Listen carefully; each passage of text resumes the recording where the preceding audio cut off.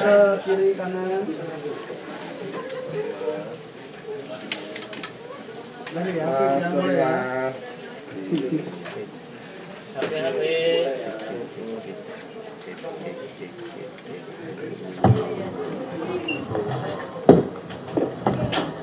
Nah, 2 menit ya.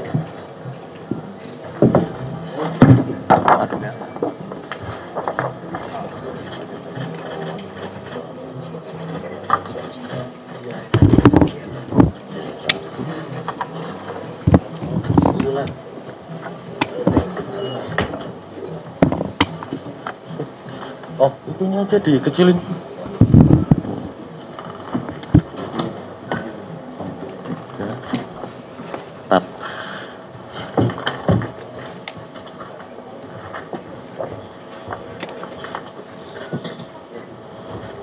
Oke.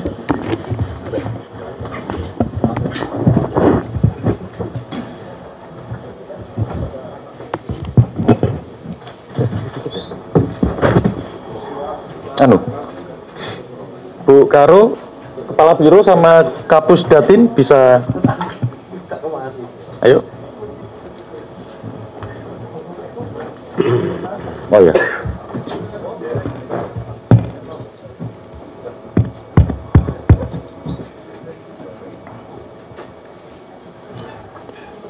Kita bisa mulai. Baik, teman-teman, kita bisa mulai ya. Selamat sore, Assalamualaikum warahmatullahi wabarakatuh. Om Swastiastu, Namo Buddhaya, Salam Kebajikan. Salam sehat buat kita semua. Teman-teman media yang kami hormati, terima kasih sekali lagi telah hadir dalam kegiatan konferensi pers terkait dengan update dari beberapa isu terkait dengan pelaksanaan penyelenggaraan pemilu tahun 2024. Pada hari ini, selain saya ada juga Pak Ketua, Pak Hasyim Asyari, Pak Idam Holik, Ketua Divisi Teknis, dan kemudian Pak Sekjen beserta jajaran Deputi dan juga Kepala Biro serta Kapus Datin akan memberikan update informasi terkait dengan perkembangan beberapa hal dalam rangka penyelenggaraan pemilu, terutama untuk 4 isu. Jadi kita batasi dulu di 4 isu ya. Yang pertama, ini dalam rangka sekaligus merespon berbagai isu yang berkembang di media ataupun di baik yang mainstream maupun media sosial terkait dengan pelaksanaan rekapitulasi penghitungan suara di tingkat kecamatan atau PPK. Kami nanti akan sampaikan beberapa update terkait dengan data-data tentang pelaksanaan rekapitulasi di tingkat PPK. Yang kedua, terkait dengan isu update tentang pelaksanaan pemungutan suara ulang, pemungutan suara lanjutan, dan pemungutan suara susulan. Nanti akan diupdate oleh kita data-datanya. Ketiga, update tentang perkembangan data Sirekap.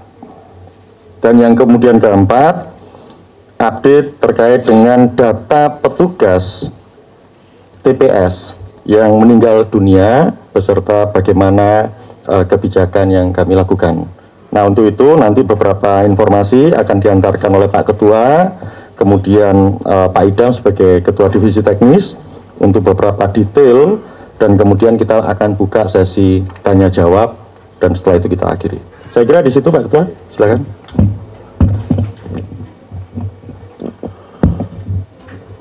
Assalamualaikum warahmatullahi wabarakatuh. Selamat sore dan salam sejahtera untuk kita sekalian. Yang saya hormati Mas Agus Melas, Mas Idam Holik, anggota KPU. Yang saya hormati Sekjen KPU beserta tim di Kesekjenan KPU. Teman-teman sekalian, para jurnalis yang berkesempatan hadir pada konferensi pers pada sore hari ini. Hari ini Jumat 23 Februari 2024, kami akan menyampaikan perkembangan penyelenggaraan pemilu 2024. Pada kesempatan ini yang pertama yang akan kami sampaikan adalah jadwal rekapitulasi hasil penghitungan suara secara berjenjang. Yang pertama, untuk rapat pleno terbuka rekapitulasi hasil penghitungan suara di tingkat kecamatan itu dilaksanakan pada tanggal 15 Februari sampai dengan 2 Maret 2024. Sehingga sekarang ini sedang berjalan rekapitulasi di tingkat kecamatan. Yang kedua adalah rapat pleno terbuka rekapitulasi hasil penghitungan suara untuk pemilu di luar negeri yang dikerjakan atau dilaksanakan oleh PPLN, Panitia Pemilu di Luar Negeri. Jadwalnya adalah tanggal 15 sampai 22 Februari. Jadi boleh dikatakan teman-teman di luar negeri ini sudah relatif selesai semua di 128 PPLN. Hanya satu yang kita tunda dulu, yaitu PPLN Kuala Lumpur, karena ada rekomendasi Bawaslu untuk membatalkan hasil pemungutan suara, penghitungan suara untuk metode kotak suara keliling dan metode pos yang sedang kita siapkan untuk dilakukan pemungutan suara ulang. Yang ketiga adalah rapat pleno terbuka untuk rekapitulasi hasil penghitungan suara pada tingkat KPU Kabupaten Kota dijadwalkan mulai 17 Februari sampai 5 Maret 2024. Yang keempat, untuk rapat pleno terbuka rekapitulasi hasil penghitungan suara tingkat provinsi itu dilaksanakan pada tanggal 9 secara jadwal 19 Februari sampai 10 Maret 2024. Dan kemudian yang terakhir, yang kelima adalah rapat pleno terbuka rekapitulasi hasil perolehan suara untuk tingkat nasional dan sekaligus nanti puncaknya adalah penetapan hasil pemilu secara nasional. Hasil pemilu dalam arti perolehan suara itu dijadwalkan tanggal 22 Februari sampai dengan 20 Maret 2024. Berikutnya, saudara sekalian, untuk pelaksanaan rekapitulasi hasil penghitungan suara di tingkat kecamatan oleh PPK dan juga di luar negeri oleh PPLN, perlu kami sampaikan bahwa dari 7.277 kecamatan, 7277 kecamatan atau PPK, Panitia Pemilihan Tingkat Kecamatan, dan 128 PPLN, perlu kami sampaikan bahwa rapat pleno rekapitulasi penghitungan perolehan suara di PPK dan PPLN sampai dengan hari ini, Jumat 23 Februari, jam 2 dini hari tadi, 02.00 WIB, sebagai berikut. Yang pertama, untuk pemilu presiden dan wakil presiden, untuk kecamatan, telah selesai melakukan pleno rekapitulasi penghitungan perolehan suara di tingkat kecamatan berjumlah 2.905 kecamatan atau 2.905 kecamatan, setara dengan 39,92%. Berikutnya yang masih dalam proses sedang berjalan, pleno rekapitulasi, rapat pleno rekapitulasi hasil penghitungan suara di tingkat kecamatan berjumlah 2.660 kecamatan atau 2660 kecamatan, setara dengan 36,55%. Kemudian yang ketiga, PPK yang belum melakukan rapat pleno rekapitulasi hasil penghitungan suara di tingkat kecamatan masih ada 1.712 kecamatan atau 1712 kecamatan, setara dengan 23,53%. Nah, untuk PPLN di luar negeri, dari 128 PPLN yang telah selesai melakukan rapat pleno rekapitulasi hasil penghitungan suara, yaitu 120 PPLN atau setara dengan 93,76%. Kemudian yang kedua yang masih dalam proses untuk rekapitulasi penghitungan perolehan suara di luar negeri, ada 4 PPLN sedang berjalan atau setara dengan 3,12%. Kemudian yang ketiga, PPLN yang belum melakukan rapat pleno rekapitulasi penghitungan perolehan suara masih 4 PPLN. Itu untuk pemilu presiden. Yang Yang kedua, untuk pemilu anggota DPR. Untuk di tingkat kecamatan, panitia pemilihan kecamatan atau PPK, yang pertama, yang telah selesai melakukan rapat pleno rekapitulasi hasil penghitungan perolehan suara di tingkat kecamatan sebanyak 2.781 kecamatan. 2781 kecamatan atau setara dengan 38,22%. Yang kedua, yang sedang dalam proses melakukan rapat pleno rekapitulasi hasil penghitungan perolehan suara di tingkat kecamatan berjumlah 2.795 kecamatan, 2795 kecamatan atau setara dengan 38,40%. Yang ketiga, yang belum melakukan rapat pleno rekapitulasi penghitungan perolehan suara di tingkat kecamatan masih ada 1.701 kecamatan atau 1.701 kecamatan, setara dengan 23,38%. Untuk pemilu luar negeri, yang rekapitulasi hasil penghitungan suara untuk pemilu luar negeri, untuk pemilu anggota DPR, yang pertama, PPLN yang telah selesai melakukan rapat pleno terbuka rekapitulasi hasil penghitungan perolehan suara PPLN untuk pemilu DPR ini ya, sebanyak 117 PPLN atau 117 PPLN atau setara dengan 91,41%. Yang kedua, PPLN yang masih dalam proses melaksanakan rapat pleno terbuka rekapitulasi hasil penghitungan perolehan suara di PPLN itu berjumlah 3 PPLN atau 2,34%. Yang ketiga, PPLN yang belum melaksanakan rapat pleno rekapitulasi hasil penghitungan suara masih ada 8 PPLN atau setara dengan 6,25%.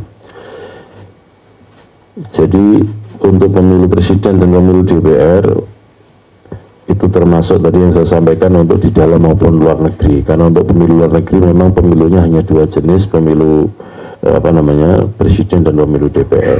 Nah, untuk di dalam negeri selain pemilu DPR dan presiden juga ada pemilu DPD, pemilu DPRD provinsi dan DPRD kabupaten kota. Berikutnya yang ketiga, untuk pemilu anggota DPD, pertama, PPK yang telah selesai melakukan rapat pleno rekapitulasi hasil penghitungan suara di tingkat kecamatan berjumlah 2.790 kecamatan atau 2790 kecamatan, setara dengan 38,34%. Yang kedua, PPK yang masih dalam proses sedang berjalan melakukan rapat pleno terbuka rekapitulasi hasil penghitungan perolehan suara di tingkat kecamatan sebanyak 2.728 kecamatan atau 2728 kecamatan, setara dengan 37,49%. Yang ketiga, PPK yang belum melaksanakan rapat pleno terbuka rekapitulasi hasil penghitungan suara di tingkat kecamatan masih ada 1.759 kecamatan atau 1.759 kecamatan, setara dengan 24,1%. Ini untuk pemilu DPD. Yang keempat adalah untuk pemilu anggota DPRD provinsi. PPK yang telah selesai melakukan rapat pleno penghitungan perolehan suara tingkat kecamatan berjumlah 2.725 kecamatan, 2725 kecamatan, setara dengan 37,45%. Yang kedua, PPK yang masih dalam proses melaksanakan rapat pleno terbuka rekapitulasi penghitungan perolehan suara di tingkat kecamatan berjumlah 2.744 kecamatan atau setara dengan 2.744 kecamatan atau 2.744 kecamatan, setara dengan 37,71%. Kemudian yang ketiga adalah PPK yang belum melaksanakan rapat pleno terbuka rekapitulasi penghitungan perolehan suara tingkat kecamatan berjumlah 1.808 kecamatan atau 1.808 kecamatan, setara dengan 24,84%. Yang terakhir yaitu untuk pemilu anggota DPRD kabupaten kota,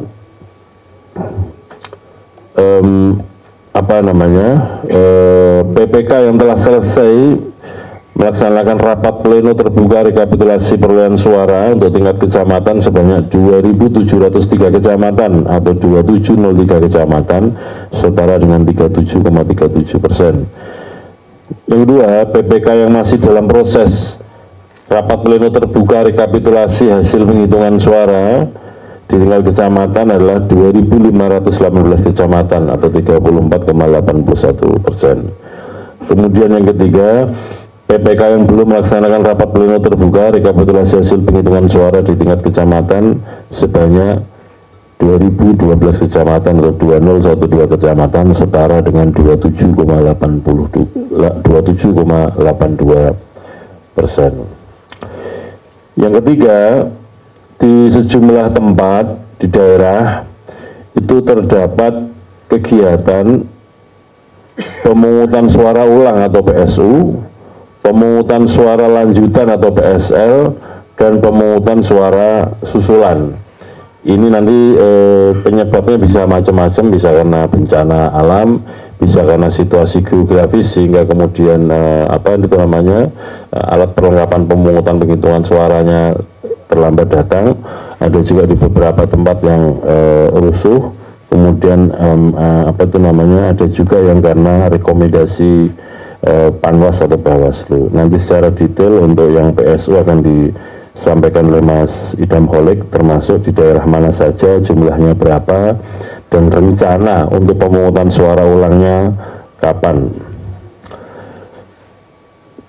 Berikutnya adalah perkembangan data Sirekap. Sebagaimana yang sudah pernah kami sampaikan dalam beberapa konferensi pers sebelumnya, bahwa terhadap data anomali atau data-data yang tidak sinkron antara foto formulir C hasil plano TPS yang diunggah di Sirekap dengan hasil konversi angkanya yang ditayangkan itu, sejak tanggal 15 Februari yang lalu pada kesempatan H+1 setelah pemungutan suara kami sampaikan perkembangannya. Yang pertama, untuk pemilu presiden wakil presiden yang sudah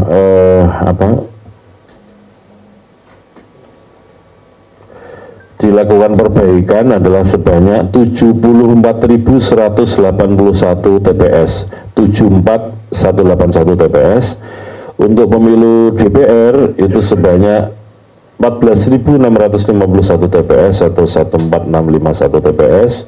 Kemudian untuk pemilu DPD sebanyak 10.512 TPS atau 10.512 TPS.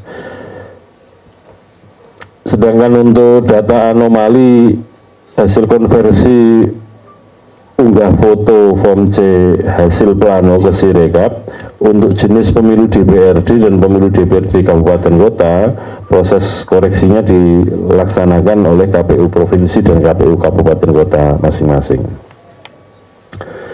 Yang berikutnya, yang terakhir adalah soal perkembangan informasi tentang petugas TPS yang meninggal dunia pada kegiatan pemungutan suara kemarin. Dalam data kami terhitung mulai 14 sampai 22 Februari tercatat petugas TPS ini terdiri dari dua ya, petugas TPS ini, anggota KPPS dan petugas ketertiban TPS. Sampai dengan saya menyampaikan informasi ini pada hari ini Jumat tanggal 23 Februari, data yang kami terima dari teman-teman KPU Provinsi, Kabupaten, Kota, petugas TPS yang meninggal ada 90 orang. Kemudian kalau dibuat rincian, anggota KPPS yang meninggal ada 60 orang, dan kemudian petugas ketertiban TPS sebanyak 30 orang. Jadi sampai dengan saat ini yang meninggal petugas TPS meliputi KPPS dan petugas ketertiban TPS ada 90 orang, dengan rincian anggota KPPS 60 dan petugas ketertibannya 30 orang. Yang telah diberikan santunan sehubungan dengan meninggal atau wafatnya para petugas sebanyak 20 orang petugas TPS yang meninggal, yang selebihnya masih dalam proses. Kemudian besar santunan kepada para petugas yang meninggal sebagaimana surat surat Menteri Keuangan nomor S/647/MK.02/2022 melalui santunan biaya masukan, satuan biaya masukan lainnya atau SBML, tahapan pemilu dan tahapan pilkada. Untuk besaran santunan adalah untuk yang meninggal 36 juta dan untuk biaya bantuan pemakaman adalah 10 juta. Tentu saja pada kesempatan ini kami turut berduka cita kepada saudara-saudara kita, para petugas KPPS yang meninggal, dan kami mengucapkan terima kasih kepada keluarganya yang telah memberikan kesempatan kepada para almarhum menjadi petugas KPPS pada waktu kegiatan pemungutan penghitungan suara di TPS 14 Februari yang lalu. Demikian perkembangan yang dapat kami sampaikan. Nanti Mas Idam atau Mas Agus Melas yang akan menyampaikan perkembangan lainnya. Terima kasih. Assalamualaikum warahmatullahi wabarakatuh. Waalaikumsalam warahmatullahi wabarakatuh. Baik, teman-teman, tadi disampaikan oleh Ketua beberapa isu atau 4 isu yang dalam rangka update perkembangan pelaksanaan pemilu 2024 disertai dengan rincian-rincian data. Nah, mungkin nanti ada sebagian data-data yang didetailkan lagi sama Pak Idam Holik sebagai Ketua Divisi Teknis. Monggo, Pak. Terima kasih, Mas. Izin, Mas Ketua. Bismillahirrahmanirrahim. Assalamualaikum warahmatullahi wabarakatuh. Mas Ketua dan Mas Agus, anggota KPU Indonesia, Pak Sekretaris Jenderal, Pak Bernard, terima kasih Pak Sekjen. Yang saya hormati Pak Deputi, Ibu Bapak Karo, rekan-rekan wartawan yang hadir di ruangan ini. Baiklah, saya melanjutkan apa yang tadi disampaikan oleh Mas Ketua. Pada kesempatan ini saya akan menyampaikan data sementara penghitungan suara ulang di TPS.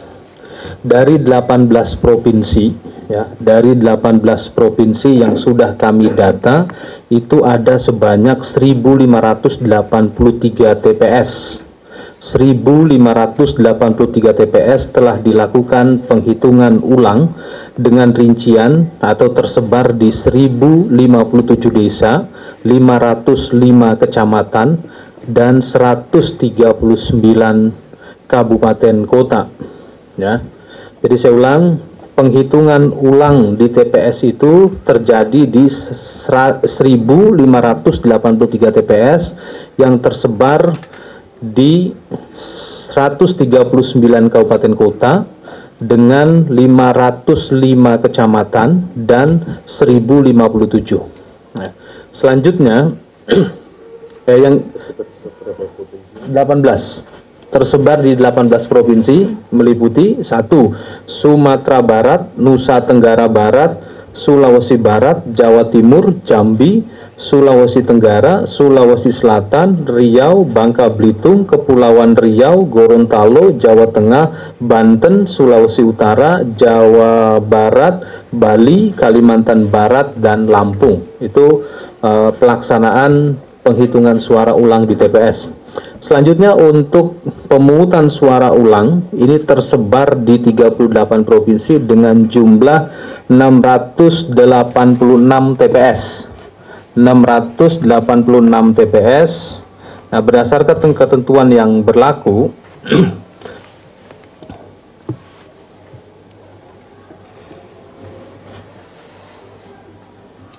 ya, berdasarkan ketentuan yang berlaku di pasal 372, ya, pemungutan suara ulang di TPS wajib diulang apabila dari hasil penelitian dan pemeriksaan pengawasan terbukti terdapat keadaan sebagai berikut. Ini pasal 372 ayat 2 Undang-Undang Nomor 7 Tahun 2017. A. Pembukaan kotak suara dan atau berkas pemungutan dan penghitungan suara tidak dilakukan menurut tata cara yang tidak tepat dalam ketentuan peraturan perundang-undangan. B. Petugas KPPS meminta pemilih memberikan tanda khusus, menandai atau menuliskan nama atau alamat pada surat suara yang disalahgunakan. C. Petugas KPPS merusak lebih dari satu surat suara yang sudah digunakan oleh pemilih sehingga surat suara tersebut menjadi tidak sah, dan atau pemilih yang tidak memiliki kartu tanda penduduk elektronik dan tidak terdaftar di daftar pemilih tetap dan daftar pemilih tambahan. Itulah penyebab dilaksanakannya pemungutan suara ulang.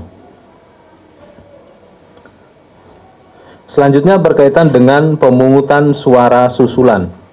Di 38 provinsi itu ada ya. Dari provinsi yang kami data itu ada 225 TPS ya, yang paling banyak itu tersebar di satu kecamatan di Kabupaten Demak dengan jumlah 10 desa. Terus sebanyak 114 ya, 114 TPS pemungutan suara susulan di 10 desa atau kelurahan Kecamatan Karanganyar, Kabupaten Demak, Provinsi Jawa Tengah, dan 92 TPS di Kabupaten Paniai, Provinsi Papua Pegunungan. Nah, ini apa penyebab dari pemungutan suara susulan?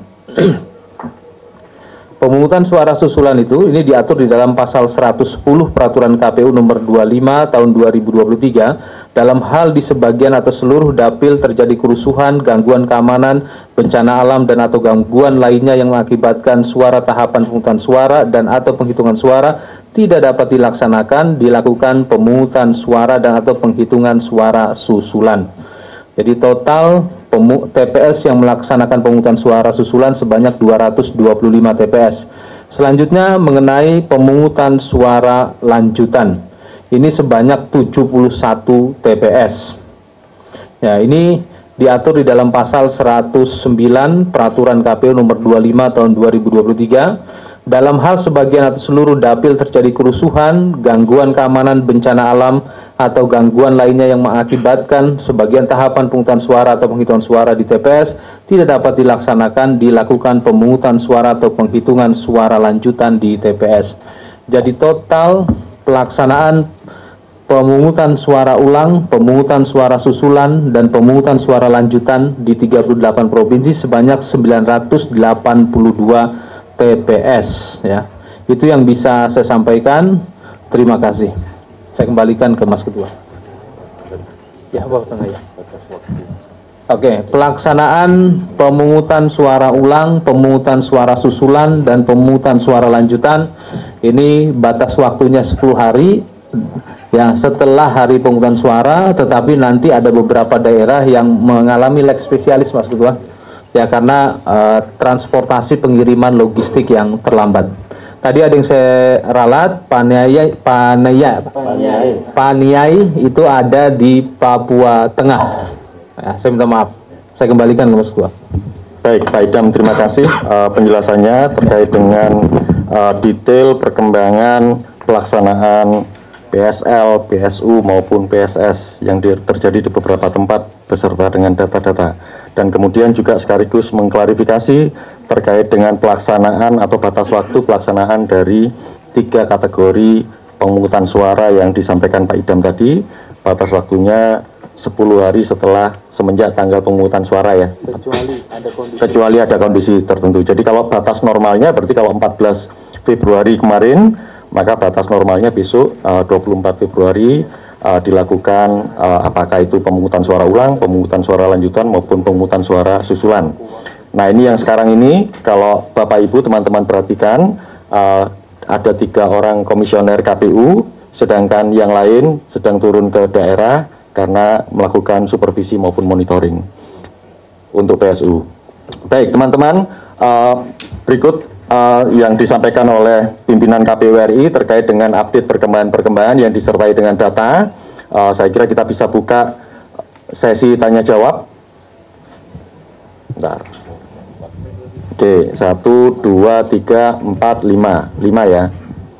Nanti tolong disebutkan nama, kemudian asal media. Kita juga mohon untuk pertanyaannya terkait dengan 4 isu yang sedang kami bahas. Kalau isu-isu lain, percayalah ini pertemuan ini atau konferensi pers ataupun kegiatan semacam ini juga tidak berakhir sekarang. Akan ada update-update lagi, perkembangan-perkembangan berikutnya terkait dengan penyelenggaraan pemilu dengan isu-isu yang mungkin juga berbeda. Kita mulai dari belakang dulu ya. Ya. Itu Mas Arief yang ya berdiri aja Mas. Oke.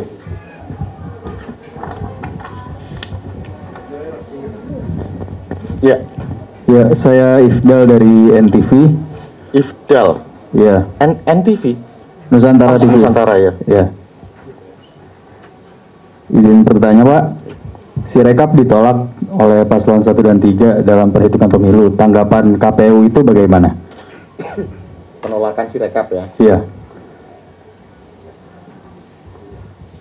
Lalu satu lagi, tanggapan KPU soal Ganjar mengusulkan DPR ajukan hak angket. Tanggapan KPU gimana? Udah, cukup sekian. Oke. Terima kasih. Baik, terima kasih Mas Ifdal. Ya. Bentar dulu, Iksan bentar dulu ya. Iya yang baju hitam Mbak iya. Oke. Halo, selamat sore Pak. Saya Diandra dari Metro TV, ingin bertanya soal Sirekap. Jadi kan sebelumnya dikatakan KPU ini bahwa Sirekap itu hanya alat bantu untuk penghitungan, bukan untuk penghitungan asli, yang mana ini dilakukan melalui formulir C itu kan Pak. Nah, sebetulnya mengapa penghentian rekapitulasi manual yang resmi ini yang diatur UU justru dihentikan di kecamatan-kecamatan? Hanya Bentar, saya mau klarifikasi.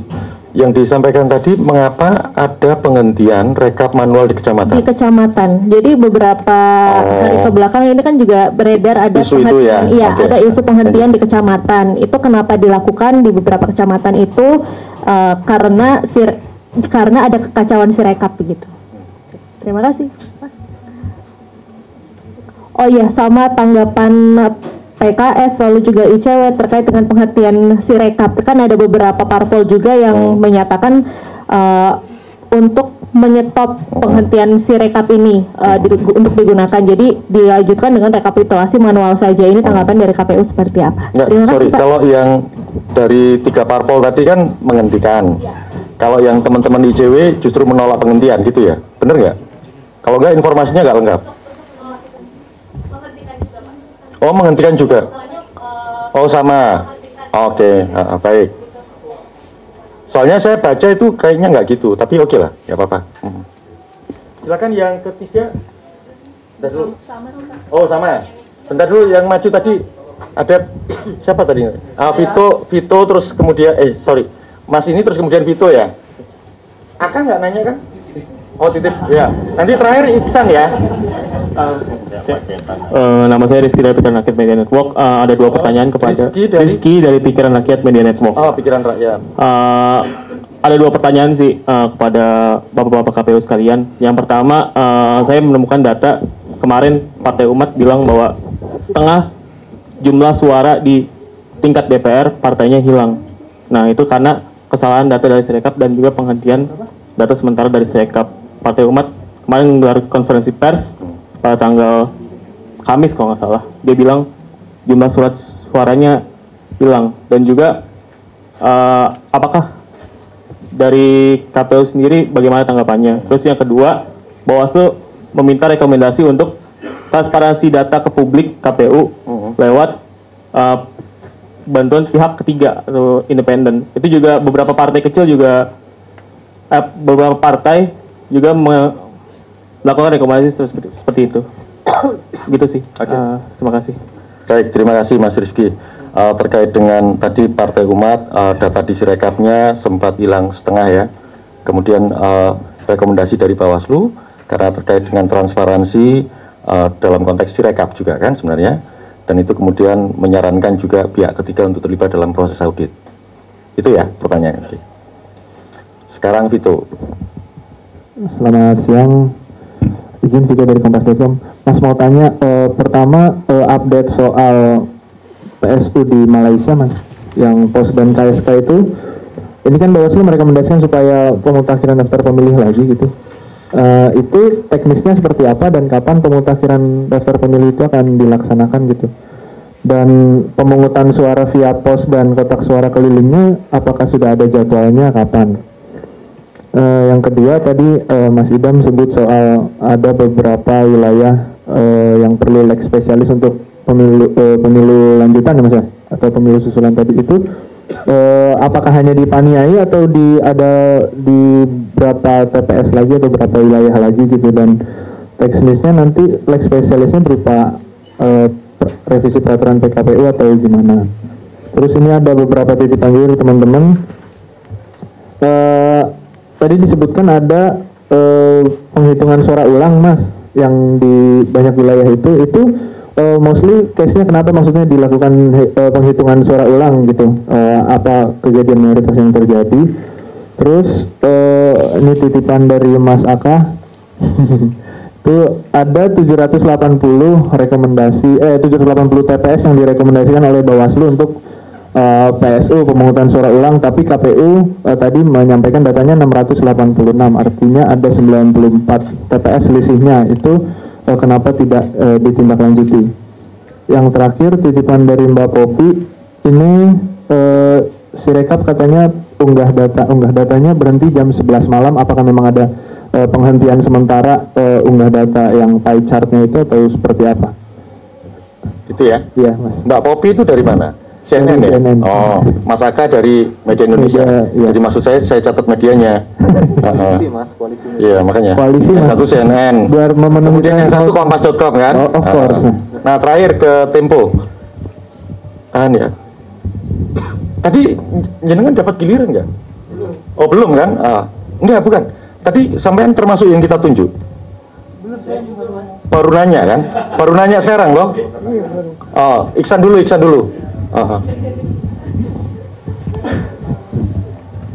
Terima kasih, saya Ihsan dari Tempo. Ini saya mau bertanya soal jumlah korban yang meninggal atau petugas ad hoc di bawah KPU kan. Kalau menurut jumlah KPU kan ada sekitar 90 orang. Nah, salah satu problem yang muncul dalam proses yang sekarang ini sehingga menimbulkan banyak korban itu, ini karena faktor jam kerja yang cukup berat dan lain-lain lah. Namun kemudian sebelum sorry, kesimpulan Tempo atau kamu kasih kalimatannya? Ini bukan kesimpulan Tempo, tapi menurut penyelidikan Komnas HAM juga kan sama. Iya, soalnya tadi bacanya pernyataan bukan pertanyaan gitu loh. Oke, jadi berikutnya sebelumnya kan KPU mengusulkan untuk melakukan penghitungan suara 2 panel ya. Itu yang sempat diusulkan kepada DPR, tapi kan itu ditolak. Nah, pertanyaannya kenapa penolakan DPR itu harus disetujui oleh KPU, sementara proses penyelenggaraan pemilihan umum ini itu andil dari KPU. Pertanyaan saya, apa argumentasi KPU yang kemudian memunculkan opini publik bahwa KPU sebenarnya tunduk terhadap perintah DPR? Kedua, kita ngomong soal Sirekap ya. Kalau mengacu terhadap penyampaian dari ICW sama Kontras, itu ada sekitar 3,5 miliar yang dihabiskan untuk pembuatan Sirekap. Namun kemudian mengapa anggaran sebesar 3,5 miliar ini nggak cukup untuk membuat Sirekap dengan penghitungan suara yang cukup maksimal yang kemudian tidak menimbulkan keributan di depan publik? Apa argumentasi KPU soal ini? Terima kasih. Oke. Terima kasih Mas Ihsan. Terakhir ya, habis itu kita tutup ya, banyak, soalnya udah banyak pertanyaan. Dari mana Mas? Arif Prayoga dari Lingkar Pak. Dari? Lingkar. Lingkar itu apa? Media Lingkar. Oh, media online. Arif ya? Arif Prayoga Pak. Ya. Arif. Pak, terkait penyelenggaraan susulan dan tadi Pak yang belum itu prosedurnya seperti apa, terus antusiasme dari para pemilih sendiri gimana? Karena kan secara mungkin ada nggak sih secara psikis setelah melihat hasil pemilu yang sudah ini kan hasilnya maksudnya itu antusiasmenya seperti apa? Karena kemungkinan juga apakah orang untuk menyoblos lagi itu minatnya masih tinggi atau tidak? Terus yang kedua Pak, dengan selisih mungkin adanya suara yang cukup jauh di antara ini, apa sih urgensitasnya diadakan pemilu yang susulan itu Pak, atau yang belum ini? Apakah itu masih berpengaruh atau ada alasan apa? Karena memang belum memilih akhirnya diberi kesempatan untuk memilih atau seperti apa? Oke. Ini Cukup Mas? Ya, terima kasih. Baik. Terima kasih untuk ini berapa orangnya? Ada pertanyaan dari Mas Ifdal, ada Diandra, ada Rizky, ada Vito dengan titipan-titipan tadi, ada Ihsan sama Arif. Pertanyaannya saya tadi catat satu persatu. Nanti silakan Pak Idam, Pak Ketua, mungkin sedikit saja nanti saya juga akan respon. Silakan. Terima kasih. Saya ingin menjawab berkaitan dengan PSU ya. PSU ini ada dua, pemungutan suara ulang dan ada juga penghitungan suara ulang. Tapi tadi yang ditanya ini berkaitan dengan penghitungan suara ulang. Kenapa suara yang sudah ada di dalam kotak itu, surat suara yang sudah di dalam kotak itu harus dihitung ulang? Itu karena memang pertama ada temuan dari Bawaslu berdasarkan informasi yang disampaikan oleh pengawas TPS, misalnya pada saat dibacakan suara KPPS, suara ketua KPPS ini kurang lantang, ya, kurang jelas, ya, kurang lantang, kurang jelas, tapi bukan disabilitas, maksud saya gitu, ya. Kenapa dia menjadi kurang lantang, kurang jelas? Mungkin karena faktor jam kerja yang cukup lama yang akhirnya membuat ketua KPPS suaranya menurun volumenya. Nah, itu salah satu penyebab diadakannya penghitungan suara ulang. Atau ada keberatan saksi, ya, keberatan saksi dalam proses penghitungan surat suara itu menurut saksi ada ketidaktepatan dalam penulisan hasil perolehan suara dalam bentuk teli yang ada di dalam formulir model C hasil plano. Misalnya, ada pemilih yang mencoblos lambang partai dan nama caleg, ya, tetapi suaranya dimasukkan kepada nama suara partai yang seharusnya itu dimasukkan ke dalam suara caleg. Ada KPPS ya yang menyebut, ya, ketika disebut lambang partai, nama caleg nomor tertentu, tapi yang ditulis nomor lainnya. Ini juga menjadi penyebab terjadinya penghitungan suara ulang. Seperti itu, ya. Yang jelas ketika rekan-rekan kami melakukan penghitungan suara ulang, ini bukti KPU transparan. Oke. Selanjutnya berkaitan dengan adanya 750 rekomendasi PSU dari Bawaslu. Lalu kenapa KPU pada sore hari ini baru menyampaikan 780 apa 780 ya? Ada 780 rekomendasi pemungutan suara ulang dari Bawaslu. Lalu kenapa pada sore hari ini, ya, update-nya per 15.30 waktu Indonesia bagian Barat itu hanya 686. Ya, kami saat ini masih mengkonsolidasikan data. Ya, masih mengkonsolidasikan data, ya, sehingga data yang bisa kami sampaikan itu baru sebanyak 686 untuk pemungutan suara ulang. Berkenaan dengan rekomendasi Bawaslu, kami perintahkan kepada jajaran kami, KPU Provinsi, KPU Kabupaten Kota, termasuk Badan Ad Hoc, apabila ada rekomendasi Bawaslu, maka sebaiknya dilakukan kajian teknis dan hukum yang benar. Ya, kalau sekiranya memang rekomendasi itu akurat, faktual, maka laksanakan. Tapi kalau sekiranya hasil kajian berkata lain, maka sampaikanlah itu kepada Bawaslu yang menerbitkan surat rekomendasi. Dan hal tersebut sudah diatur di dalam keputusan KPU mengenai penanganan rekomendasi dari Bawaslu. Selanjutnya berkaitan dengan mekanisme pelaksanaan pemungutan suara susulan ataupun pemungutan suara lanjutan. Pada dasarnya sama persis dengan pelaksanaan pemungutan suara pada hari H.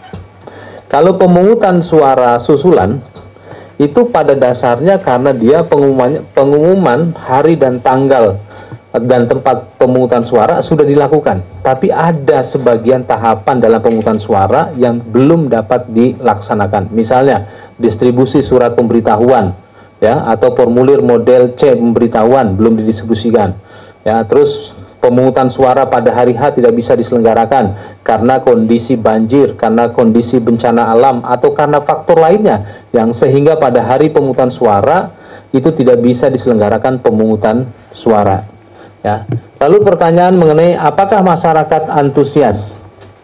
Kami sudah sampaikan kepada KPU Provinsi, KPU Kabupaten Kota, beserta rekan-rekan badan ad hoc agar memaksimalkan sosialisasi berkenaan dengan hari dan tanggal pemungutan suara ataupun diseminasi informasi tentang pentingnya menggunakan hak pilih. Nah, lalu bagaimana nanti hasilnya? Oleh karena itu, mari kita tunggu proses pemungutan suara ulang yang pada besok tanggal 24 Februari 2024, dan kami mengundang pada rekan-rekan jurnalis untuk meliput langsung di 686 TPS data sampai dengan sore hari ini yang tersebar di 38 provinsi di seluruh Indonesia. Itu respon saya. Terima kasih. Izin, tadi ada pertanyaan dari Mas Vito kayaknya yang urusan leg spesialis tuh. Oh iya. Ada perlakuan khusus. Kalau Malaysia gini, izin Mas Vito, mungkin ini untuk dalam negeri dulu. Kalau yang khusus yang PSU di Malaysia itu nanti akan ada disediakan forum khusus antara KPU dengan Bawaslu, gitu ya. Makasih. Silakan Pak Idam. Tapi nanti Pak Ketua juga bisa respon dikit gambaran kebijakannya, gitu. Oke, mengapa tadi kami menyampaikan ada kondisi leg spesialis? Ya, karena wilayah Indonesia ini dari sisi kontur atau geografisnya bervariatif. Misalnya, untuk penyelenggaraan pemilu susulan di Paniai, Provinsi Papua Tengah, yang 92 TPS tersebut, logistiknya sudah siap. Tetapi logistiknya hari ini baru diterbangkan tadi pagi ke Papua Tengah. Dan kita ketahui untuk penerbangan ke Papua Tengah itu harus transit.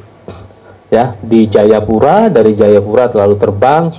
Lalu bagaimana dengan kegiatan sortir dan lipat serta distribusi? Nah, inilah yang membutuhkan waktu, dan kami minta kepada rekan-rekan di Kabupaten Paniai untuk mengkomunikasikan ini semua kepada Bawaslu. Terus ada satu situasi yang berbeda di Simelu Aceh. Posisi logistik untuk pemungutan suara ya susulan untuk pemungutan suara ulang di Simelu Aceh, posisinya sekarang berada di Banda Aceh. Yang itu kita ketahui pelayaran ya. Pelayaran butuh waktu paling cepat 12 jam. Logistiknya sudah ada. Nah, butuh untuk menyampaikan sampai di sana itu butuh waktu 12 jam. Belum lagi dibutuhkan waktu pengemasan. Tadi sebelum kami melakukan konferensi pers, kami tanya kapan sekiranya Simelu akan mengadakan pemungutan suara ulang tanggal 25.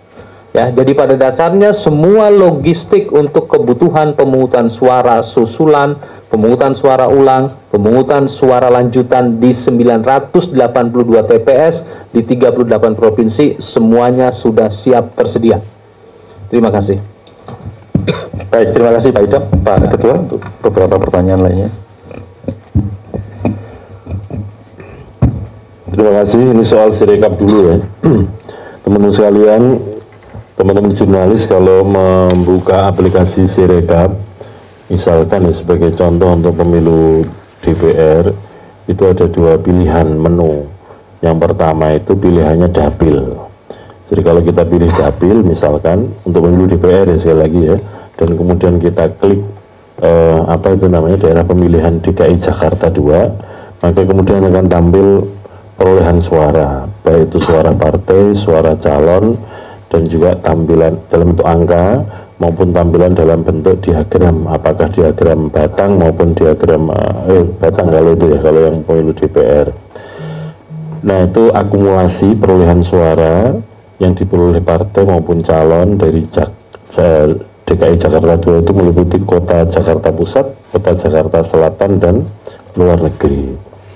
Nah, tentu saja situasinya belum semuanya masuk, karena apa, seperti luar negeri kan juga belum masuk, dan di banyak TPS walaupun sama-sama di Jakarta terakses dan segala macam, belum semuanya masuk. Demikian juga sebagaimana kami sampaikan sejak tanggal 15 Februari yang lalu, dan baru saja juga sudah kita update informasi tentang tindakan KPU untuk melakukan koreksi terhadap angka atau konversi angka dari hasil pembacaan unggah foto hasil yang ukuran plano. Jadi apa istilahnya, publikasinya itu tentu saja bertahap berdasarkan perkembangan hasil koreksi. Kalau tidak kita koreksi dulu, nanti buru-buru kita tampilkan, bisa menimbulkan problem berikutnya lah. Tapi intinya untuk foto formulir C hasil plano yang ada di TPS itu kita unggah terus. Tapi juga siapapun yang mengakses Sirekap itu bisa ambil pilihan menu yang wilayah. Jadi kalau wilayah nanti pilihannya misalnya kita ambil provinsi DKI Jakarta, kita ambil Jakarta Pusat, Jakarta Selatan misalkan. Kita ambil Jakarta Pusat, lalu klik lagi kecamatan, lalu klik lagi kelurahannya. Katakanlah kecamatan Menteng, kelurahan Menteng, nanti TPS. Di situ pilihannya banyak, bisa TPS 1, TPS 2, TPS 3, atau TPS mana yang mau kita lihat. Nah, dari situ ini di bagian bawah ada menu untuk melihat scan unggah foto formulir C hasil plano yang ada di TPS. Ini tetap kita tayangkan karena apa? Pertanyaannya ya, masyarakat pemilih partai politik yang nggak punya saksi mau mengakses informasi perkembangan hasil penghitungan suara di TPS dari mana? Justru dengan Sirekap ini bisa diakses, bisa dilihat, bisa dimonitor, bisa dipantau, bahkan foto formulir C hasil plano TPS itu bisa diunduh, bisa didownload, dan kemudian bisa dihitung sendiri oleh masing-masing calon atau pemantau atau para pengamat, timnya para calon dan seterusnya. Itulah tujuan supaya adanya Sirekap ini, supaya kegiatan hasil pemungutan suara berupa hasil penghitungan suara itu transparan, siapapun bisa mengakses. Kalau tidak ada yang kalau bisa mengakses ini jadi bekal ketika rekap di tingkat kecamatan untuk sambil sama-sama membandingkan, kalau bahasa Indonesianya itu, kalau bahasa Inggrisnya cross check gitu ya, apakah yang ditayangkan itu sudah benar atau belum. Tetapi proses rekapitulasi di tingkat kecamatan itu prosesnya adalah membuka kotak suara dari masing-masing TPS, dan di setiap TPS itu ada formulir hasil penghitungan suara, baik itu yang plano maupun yang salinan ya, dan itu yang dijadikan dasar untuk melakukan rekapitulasi di tingkat kecamatan.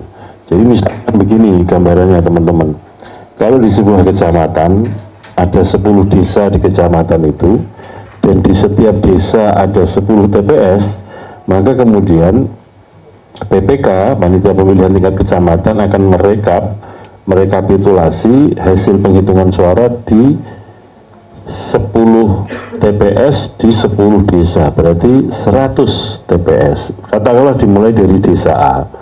Dari desa A kemudian dibuka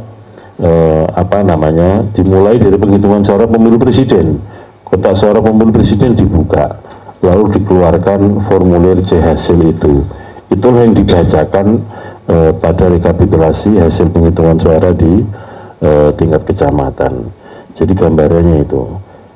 Nah, kalau ada PPK yang beberapa waktu yang lalu ya belum melanjutkan penghitungan rekapitulasi tingkat kecamatan karena apa?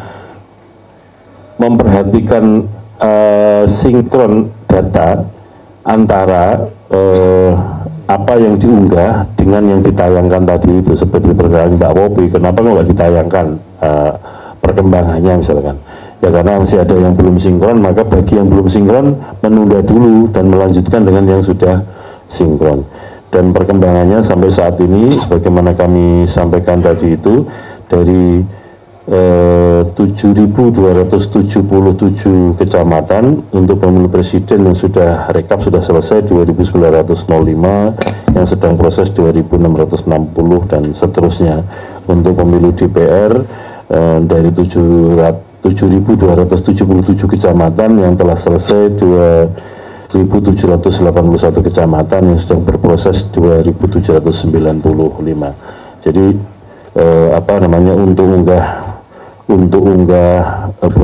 untuk penayangan ya, penayangan hasil hitung konversi dari foto ke angka itu secara bertahap kita koreksi, sehingga kemudian tayangannya atau penayangannya juga secara bertahap setelah dilakukan koreksi antara hasil penghitungannya dengan foto dari form C hasil plano TPS tersebut.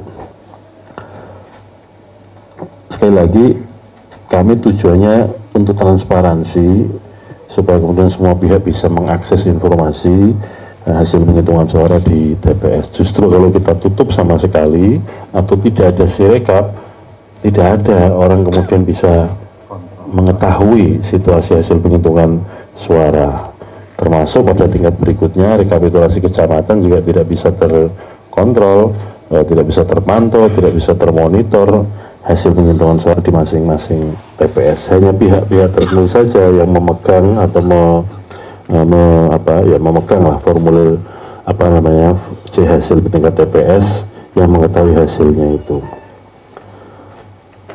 Ini saya kira untuk menjawab beberapa hal yang berkaitan dengan komplain terhadap Sirekap, kemudian situasi rekapitulasi di tingkat kecamatan dan seterusnya. Nah, untuk biaya Sirekap ini menggunakan APBN untuk penyelenggaraan pemilu, tentu kami nanti akan bertanggungjawabkan dalam bentuk laporan keuangan dan juga nanti akan diaudit oleh Badan Pemeriksa Keuangan. Dan pembiayanya tentu tidak hanya pada anggaran tahun 2023, tetapi juga untuk anggaran tahun 2024, mulai dari pengembangan sampai untuk pelaksanaan penggunaan Sirekap itu sendiri.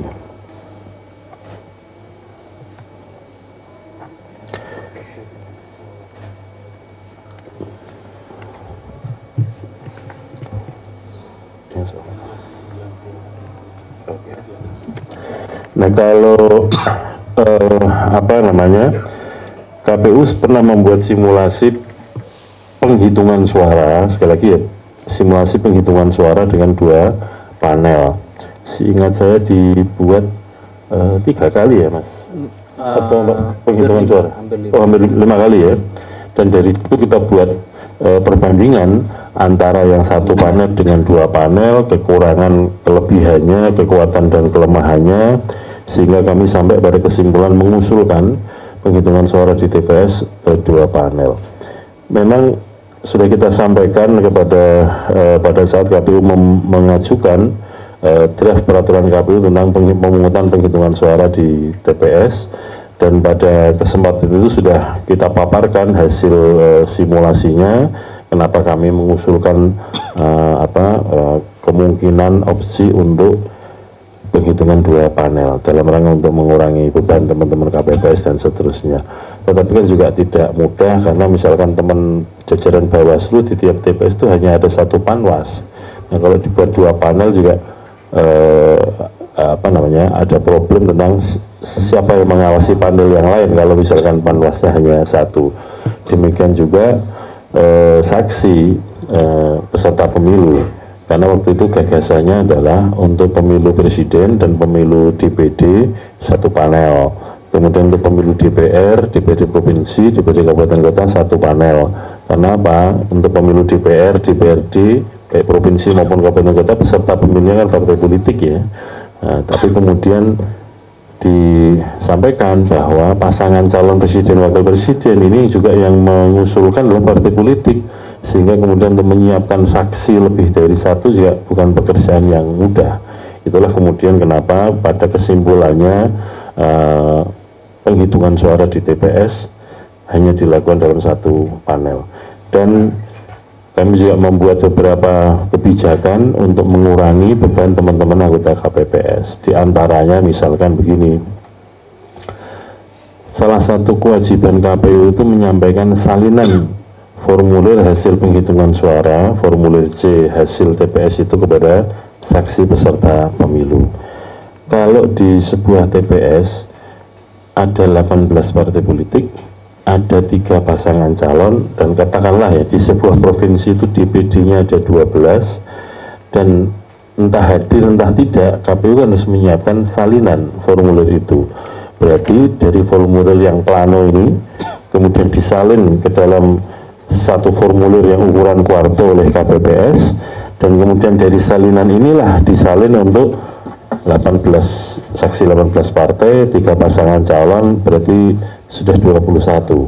Kemudian 12 DPD berarti sudah berapa? 33. Ini kan beban yang berat menyalin, karena satu berkas formulir itu berlembar-lembar. Maka kemudian untuk mengurangi beban teman-teman KPPS, kami mengambil kebijakan bahwa formulir plano yang kemudian disalin dalam ukuran kuarto ini yang kemudian difotokopi. Kita siapkan biaya untuk memfotokopi atau menggandakan. Jadi misalkan tadi 33, tambah satu lagi, Panwas TPS ya, berarti ada 34 ya, 34. Maka kemudian itu yang difotokopi sebanyak 34 eksemplar disampaikan untuk masing-masing saksi peserta pemilu dan juga untuk Panwas. Dalam hal misalkan ada saksi yang tidak hadir pada kegiatan pemungutan penghitungan suara dan ingin memperoleh salinan formulir ini, itu masih tetap kita sediakan. Kita tempatkan di mana? Di kantor-kantor PPS, panitia pemungutan suara di tingkat desa kelurahan. Dan saksi yang akan mengambil formulir tersebut atau akan memperoleh formulir tersebut ketika datang ke PPS harus membawa surat mandat untuk menunjukkan bahwa yang bersangkutan betul-betul ditugasi oleh peserta pemilu. Yang terakhir soal pemungutan suara di PPLN Kuala Lumpur, perlu kami sampaikan bahwa di Kuala Lumpur ini ada 3 metode yang digunakan, yaitu metode pos, metode kotak suara keliling, kemudian yang ketiga adalah metode TPS. Nah, pemungutan suara untuk kotak suara keliling di Kuala Lumpur dilakukan 2 tahap. Tahap pertama adalah tanggal 4 Februari 2024. Jadi kotak suara keliling di Kuala Lumpur itu ada sebanyak 136 kotak suara keliling atau KSK. Yang dilakukan pada tanggal 4 Februari itu kotak suara nomor 1 sampai nomor 92. Kemudian tahap yang kedua itu dilaksanakan pada hari Sabtu tanggal hari Sabtu tanggal 10 Februari 2024 itu kotak suara keliling untuk kotak suara keliling nomor 93 sampai nomor 136. Metode kedua untuk metode pos, surat suara dikirim dalam durasi tanggal 2 sampai 11 Januari 2024. Sehingga dengan begitu pemilih begitu menerima surat suara bisa langsung memilih dan kemudian dikirim balik surat suara yang sudah dicoblos tadi ke kantor PPLN. Metode yang ketiga, metode TPS, itu diselenggarakan oleh PPLN Kuala Lumpur itu pada hari Ahad, hari Minggu, tanggal 11 Februari 2024. Nah, yang mendapatkan rekomendasi untuk dilakukan pemungutan suara ulang atau PSU untuk pemilu di Kuala Lumpur itu 2 metode. Metode yang pertama adalah metode pos, yang kedua adalah metode kotak suara keliling. Dan kalau kita baca dan kita pelajari rekomendasi Bawaslu tersebut adalah dimulai dari kegiatan pemutakhiran data pemilih. Mengapa itu yang direkomendasikan? Karena ternyata banyak alamat yang tidak dikenali, sehingga kemudian harus ada pemutakhiran data pemilih. Dengan demikian nanti kami di KPU akan memulai kegiatan pemungutan suara ulang Kuala Lumpur dengan pemutakhiran data pemilih berbasis dari DPT yang sudah ditetapkan tanggal 20 dan 21 Juni 2023 oleh PPLN Kuala Lumpur. Itu nanti yang akan kita lakukan pemutakhiran adalah alamat-alamat yang tidak dikenali. Jadi sekali lagi untuk PSU di Kuala Lumpur itu tidak kemudian dilakukan dengan menambah pemilih baru, tidak. Yang namanya ulang ya dimulai dari diikuti oleh pemilih yang sudah ada di dalam DPT. Kemudian berdasarkan alamat-alamat yang tidak diketahui atau tidak jelas itu kemudian kita keluarkan di daftar pemilih, sehingga itu nanti menjadi basis untuk pemutahiran data pemilih. Data DPT pemilu di Kuala Lumpur yang namanya tidak diketahui tadi, setelah dikeluarkan kemudian kita sinkronkan dengan daftar hadir pemilih untuk pemilu metode BPS-LN. Mengapa? Bagi pemilih yang sudah menggunakan hak pilihnya dengan metode TPS kan nggak perlu dilakukan atau tidak diikut dalam pemungutan suara ulang.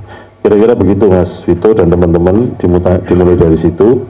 Untuk jadwalnya sedang kita susun, kira-kira pemutahiran data pemilih perlu berapa waktu, kemudian rekrutmen ulang KPPS perlu berapa waktu, kemudian mengidentifikasi surat suara yang masih bisa digunakan itu perlu berapa waktu, dan ini semua juga kita bicarakan dengan Bawaslu supaya apa yang kita lakukan itu sesuai dengan rekomendasi Bawaslu dan sesuai dengan ketentuan perundang-undangan. Pada intinya rekapitulasi hasil penghitungan suara untuk pemilu di Kuala Lumpur itu nanti harus sudah selesai sebelum kegiatan penetapan hasil pemilu nasional oleh KPU dilakukan. Jadi kalau tanggal 20 Maret 2024 itu adalah penetapan hasil pemilu secara nasional oleh KPU, maka dijadwalkan sebelum tanggal itu harus sudah ada rekapitulasi hasil penghitungan suara, pemungutan suara di Kuala Lumpur, baik yang ulang maupun yang hasil pemilu metode TPS, yang itu nanti akan dilaporkan pada KPU pusat dan dimasukkan dalam rekapitulasi. Nah kemudian kira-kira untuk pemungutan suara ulang atau PSU di Kuala Lumpur itu akan menggunakan metode apa? Kan yang diulang atau yang direkomendasi diulang kan metode pos dan metode kotak suara keliling. Kami mempertimbangkan untuk tidak menggunakan metode pos dalam pemungutan suara ulang, karena informasi di lapangan ini yang sering menjadi problem, termasuk 5 tahun yang lalu pemilu di Kuala Lumpur juga yang problem adalah metode pos, sehingga kemungkinan metode pemungutan suara ulang PSU yang akan digunakan adalah metode TPS LN, dan yang kedua kotak suara keliling. Mengapa? Karena pemilihnya juga tersebar di beberapa tempat, sehingga yang jauh-jauh dari ibu kota atau dari tempat TPS itu akan dilayani dengan kotak suara keliling. Yang terakhir soal pemungutan suara ulang, itu kira-kira yang akan hadir berapa, mempengaruhi partisipasi atau tidak pasti ya, baik di dalam negeri maupun di luar negeri. Pemungutan suara ulang itu tidak bisa kita pastikan apakah pemilih yang hadir pada kegiatan pemungutan suara 14 Februari 2024 kemarin bisa hadir kembali atau tidak, atau bisa jadi yang hadir bisa lebih banyak. Ini yang tergantung juga jenis pemungutan suara ulangnya untuk pemilu apa ya. Ini bukan soal misalkan sekarang penghitungan suara sudah diketahui, rekapitulasi di tingkat kecamatan sudah diketahui. Ini bukan soal kemudian apakah pemilih yang akan hadir atau suara yang akan diperoleh dari pemungutan suara ulang atau PSU berpengaruh terhadap kursi atau tidak, kemenangan pasangan calon presiden atau tidak. KPU ini berpikirnya atau bertindaknya adalah dalam rangka untuk melayani pemilih menggunakan hak pilih.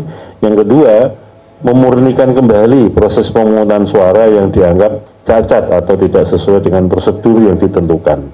Saya kira itu. Terima kasih.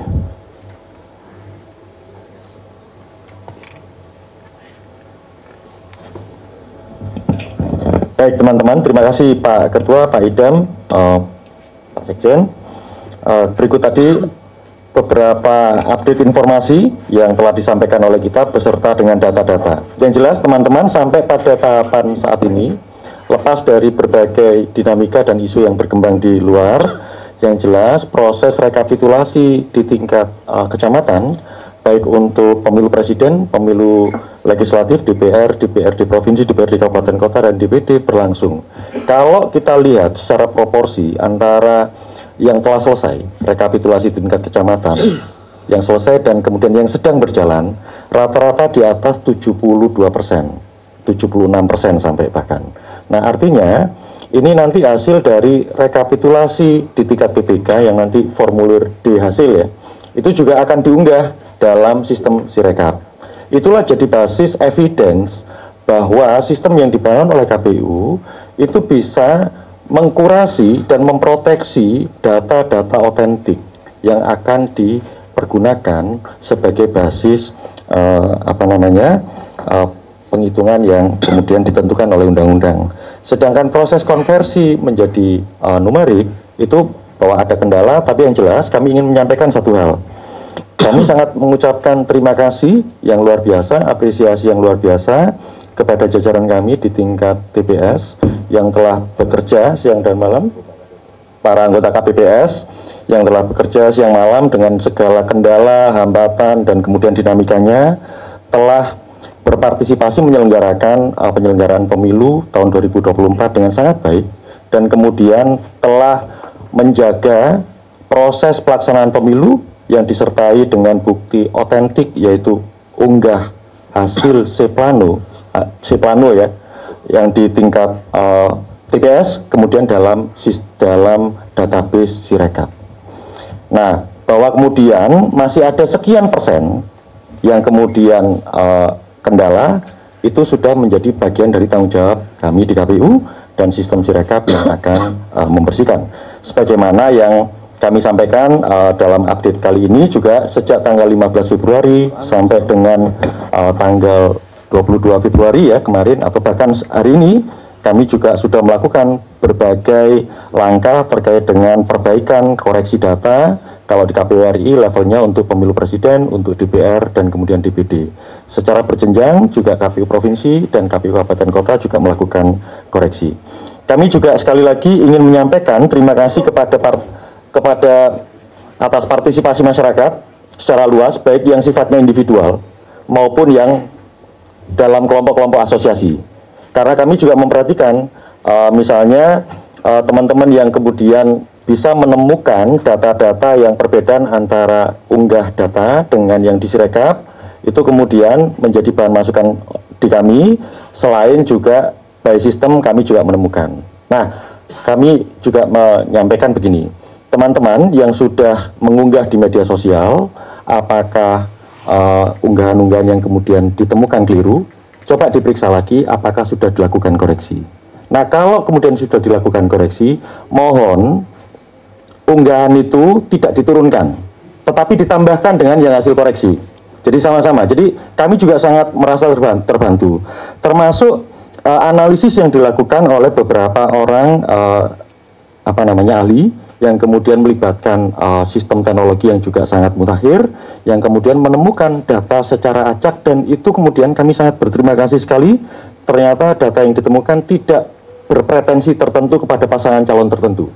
Itu juga ada. Kami juga selain tentu memitigasi dan kemudian melakukan kontrol terhadap sistem informasi yang kami miliki, kami juga mendapatkan banyak masukan dari banyak pihak. Oleh karena itu tentu saja kami berterima kasih, bagaimanapun juga Sirekap sebagaimana tujuan kami awal, bahwa sistem ini akan mengkurasi data-data otentik, evidence base berupa C hasil, D hasil yang nanti sampai berjenjang ke tingkat kabupaten kota, provinsi, dan itu kemudian jadi basis data.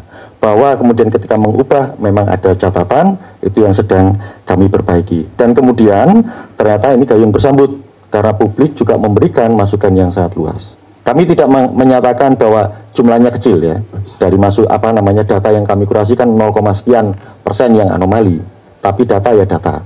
Dan yang jelas sistem kami menemukan dan kemudian mengkurasi. Yang jelas untuk publik juga biar tidak misleading dalam konteks informasi, sampai sekarang komitmen KPU untuk unggah data tetap akan dilakukan secara berjenjang. Sekarang tinggal begini teman-teman, kita minta kita semua fokus ke rekapitulasi yang dilakukan di kecamatan, karena nanti akan juga menghasilkan di hasil yang juga jadi basis penghitungan, sehingga itu paling tidak bisa menurunkan tensi-tensi yang sebenarnya relatif tidak diperlukan oleh kita. Saya kira itu yang bisa saya sampaikan sebagai catatan. Terima kasih sekali lagi kepada penyelenggara di tingkat TPS, kemudian teman-teman PPK yang saat ini sedang bekerja, kita juga minta agar KPU Kabupaten Kota dan KPU Provinsi juga melakukan supervisi agar proses rekapitulasi yang berjalan di PPK saat ini berlangsung dan berlangsung dan baik sehingga menghasilkan data-data otentik yang nanti jadi basis bukti kita semua. Kita akhiri konferensi pers sore ini. Wassalamualaikum warahmatullahi wabarakatuh. Selamat sore.